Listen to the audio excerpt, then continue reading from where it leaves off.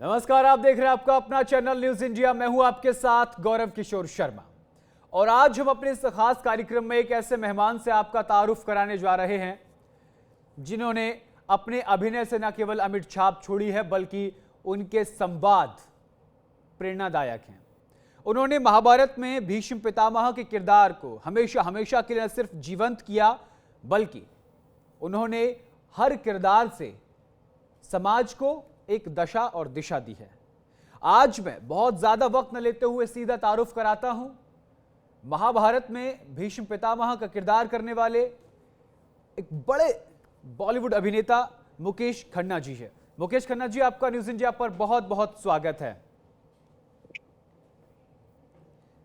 जी मुकेश खन्ना जी, देश में इस वक्त जो सबसे ज्यादा सुर्खियों में है वो है ऑपरेशन सिंदूर।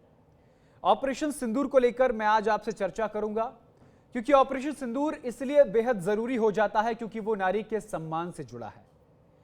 प्रधानमंत्री नरेंद्र मोदी अपने भाषण में अक्सर इस बात का जिक्र करते हैं कि उन्होंने धर्म पूछ कर मारा था और हम अपने कर्म बताकर मार रहे हैं। इस बीच एक वाक्या है महाभारत काल का और वो ये कि जब द्रौपदी का चीरहरण हुआ था तो कौरवों का सर्वनाश हो गया था और जब पहलगांव में हमारी बहन बेटियों का सिंदूर उजड़ा तो पाकिस्तान का विनाश हो गया। सीधा सवाल यही है कि भीष्म पितामह के किरदार में आपने धर्म और राष्ट्र के प्रति निष्ठा को गहराई से प्रस्तुत किया था।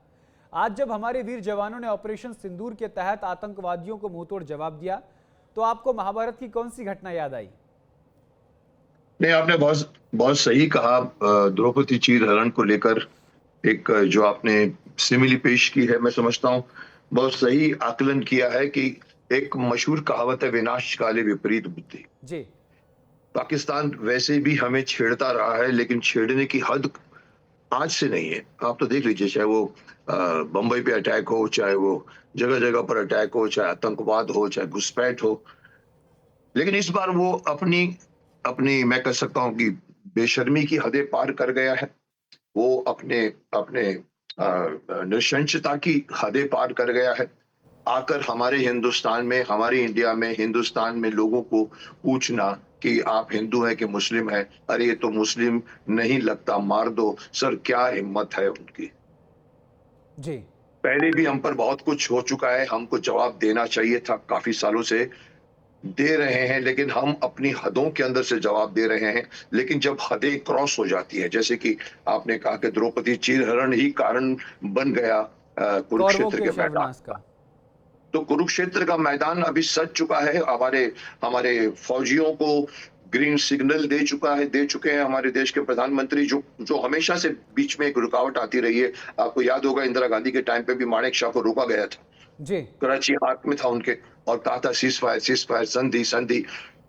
वो आज नहीं है। आज मोदी जी ने साफ कह दिया, और कहना चाहिए, क्योंकि क्योंकि कैसे हमारे यहाँ पर 26 लोगों को एक खूबसूरत वादी में, जहाँ इंसान इंसान जी। चैन के लिए जाता है, वहां जी। पर आके कुछ लोग आते हैं और पूछते हैं कि आप हिंदू हैं। अरे साहब, तो जो कुछ भी हो रहा है, ऑपरेशन सिंदूर बहुत सही नाम दिया उन्होंने, और जो भी ऑपरेशन हो रहा है, मैं तो सोचता हूँ कि इसको कल्मिनेट किया जाए। जी। ये डिले हो रहा है, मेरे हिसाब से अगर मुझसे पूछें तो मैं अगर होता तो इसको मैं 10 दिन पहले खत्म कर चुका होता। अगर मुझे भीष्म नहीं पितामह जी, का किरदार के रूप में आपको देखा जाए तो वो एक वाकया जिससे आप सीधा महाभारत से रिलेट करेंगे, इस मुंहतोड़ जवाब जो पाकिस्तान को दिया है, एक कौन सी ऐसी घटना है महाभारत की? देखिए, महाभारत आज हर घर की कहानी है। जी। हर घर में आपको एक दुर्योधन मिलेगा जो कहेगा कि मैं सुई की नोक जितनी जमीन नहीं दूंगा। जी।